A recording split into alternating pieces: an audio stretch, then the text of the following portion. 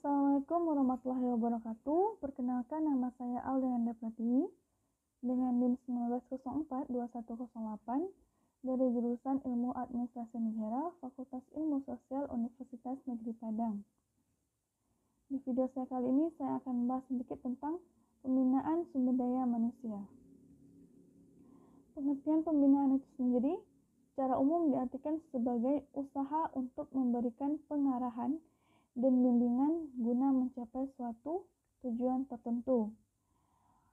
Dalam Undang-Undang Ketenagakerjaan Bab 11 tentang pembinaan, Pasal 161 Ayat 1, pemerintahan melakukan pembinaan terhadap segala kegiatan yang berhubungan dengan ketenagakerjaan. Ayat kedua, pembinaan sebagaimana dimaksud pada ayat pertama dapat mengikutsertakan unsur dunia usaha dan masyarakat. Ayat ketiga, pembinaan sebagaimana dimaksudkan pada ayat pertama dan ayat kedua dilaksanakan secara terpadu dan terkoordinasi. Selanjutnya, pasal 161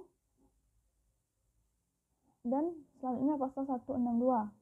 Pembinaan sebagaimana dimaksudkan dalam pasal 161 diarahkan untuk yang pertama, mewujudkan perencanaan tenaga kerja dan informasi ketenagakerjaan.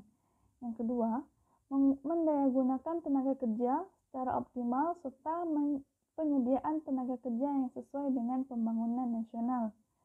Yang ketiga, mewujudkan terselenggaranya pelatihan kerja yang berkesinambungan guna meningkatkan kemampuan keahlian dan produktivitas tenaga kerja.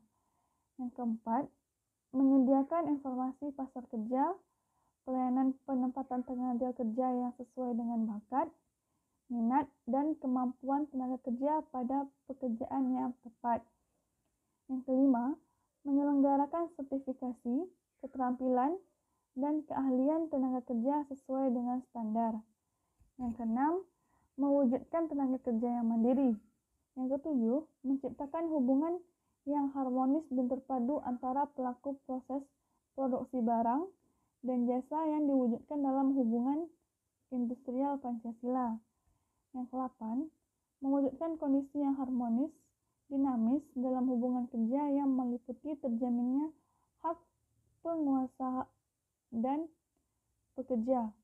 Yang ke-9, memberikan perlindungan tenaga kerja yang meliputi keselamatan dan kesehatan kerja, norma kerja, pengupahan, jaminan sosial tenaga kerja, serta syarat kerja. Selanjutnya pasal 163 ayat 1. Dalam rangka pembinaan, pemerintah dapat memberikan penghargaan kepada orang-orang yang telah berjasa dalam bidang ketenagakerjaan. Ayat kedua, penghargaan sebagaimana dimaksudkan pada ayat pertama dan diberikan dalam bentuk piagam, tanda jasa, uang, dan atau bentuk penghargaan lainnya. Pasal 164, ketentuan mengenai pelaksanaan pembinaan ketenagakerjaan yang meliputi jenis-jenis pembinaan, sasaran, keikutsertaan dunia usaha dan masyarakat, dan pemberian penghargaan diatur lebih lanjut dengan peraturan pemerintah. Selanjutnya ada strategi pembinaan sumber daya manusia. Strategi pembinaan pelatihan sumber daya manusia diarahkan agar pelatihan kerja mampu berfungsi memenuhi tuntutan pasar kerja. Hal ini perlu dilakukan sesuai dengan tuntutan dunia kerja, perkembangan teknologi dan perkembangan pembangunan. Strategi pelatihan kerja menggunakan pendekatan kesisteman dan dibina secara terpadu, berkesinambungan, berperan secara optimal dan menghasilkan tenaga kerja yang siap pakai, terampil, disiplin, dan produktif. Strategi pembinaan sumber daya manusia yang pertama yaitu latihan kerja harus sesuai dengan kebutuhan pasar kerja dan kesempatan kerja. Yang kedua, latihan kerja harus senantiasa mutakhir sesuai dengan perkembangan ilmu pengetahuan dan teknologi. Yang ketiga, latihan kerja merupakan kegiatan yang bersifat terpadu dalam arti proses kaitan dengan pendidikan, latihan, dan pengembangan satu dengan yang lain. Selanjutnya ada pengembangan sumber daya manusia. Pengembangan manajemen adalah suatu proses bagaimana manajemen mendapatkan pengalaman, keahlian, dan sikap untuk menjadi atau meraih sukses sebagai pemimpin dalam organisasi mereka. Karena itu, kegiatan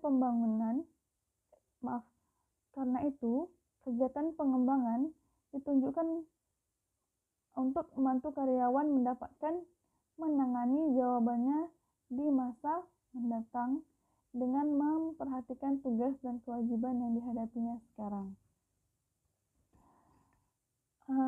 Terakhir, simpulan dari presentasi ini adalah pengembangan manajemen adalah suatu proses bagaimana manajemen mendapatkan pengalaman, keahlian, dan sikap untuk menjadi atau meraih sukses. Karena itu, kegiatan pengembangan ditujukan untuk membantu karyawan mendapatkan menangani jawabannya di masa mendatang dan memperhatikan tugas dan kewajibannya yang dihadapi sekarang. Baiklah, terima kasih. Sekianlah materi dari saya. Wabillahi taufiq wal hidayah. Wassalamualaikum warahmatullahi wabarakatuh.